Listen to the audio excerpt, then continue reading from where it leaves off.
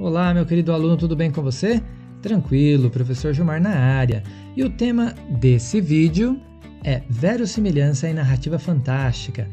Aquelas narrativas que nos tiram do nosso mundo e nos levam para outros lugares, para viver aventuras inimagináveis.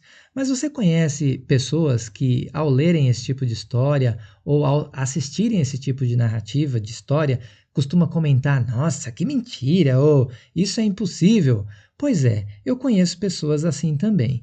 E parece que elas têm uma dificuldade em entender esse tipo de narrativa, né? De reconhecer esses reinos encantados, de entrar nesse mundo de faz de conta das criaturas que ganharam vida, né? Por exemplo, como a boneca Emília ou o Visconde de Sabugosa, que é um sabugo de milho que ganhou vida e virou um cientista.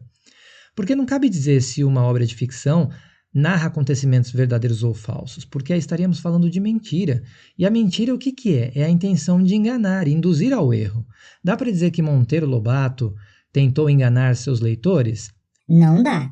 Dá para dizer que Lewis Carroll, quando criou os seres mágicos, seres fantásticos dentro de Alice no País das Maravilhas, tentou enganar seus leitores? Não dá.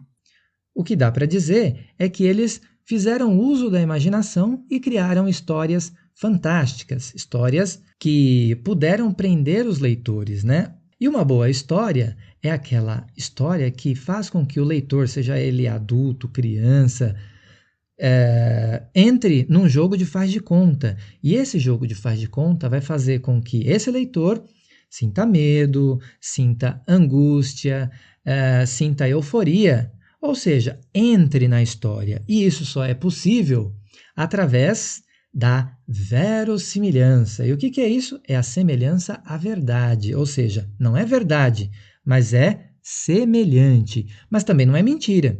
E há dois tipos: a verossimilhança interna, que é aquela coesão entre os elementos da narrativa.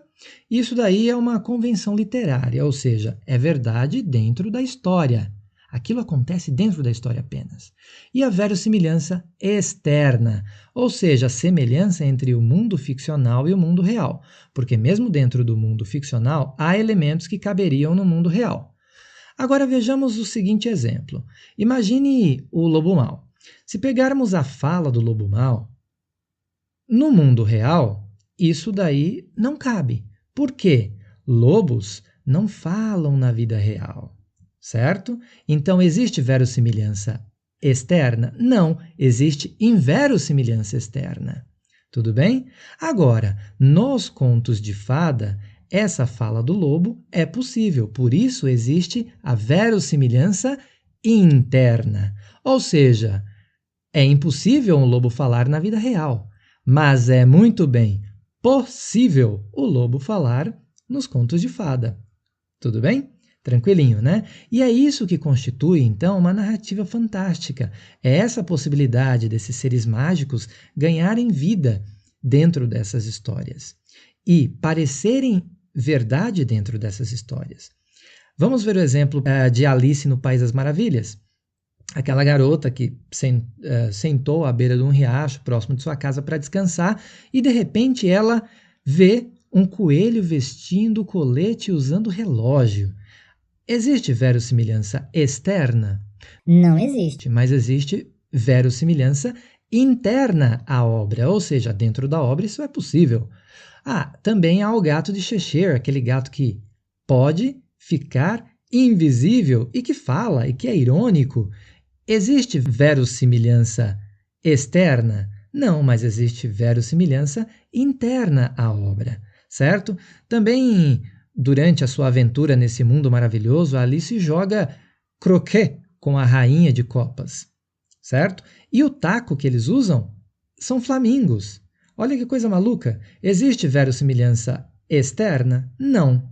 Mas o que é bacana das obras, das narrativas fantásticas, é que além de entreter, divertir, elas também ensinam muita coisa.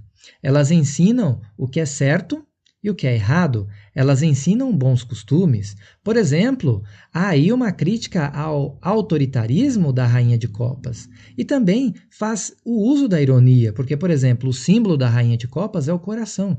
E o coração simboliza algo bom, a bondade, o amor. E não é nada do que a Rainha de Copas é. Muito pelo contrário, por isso a ironia.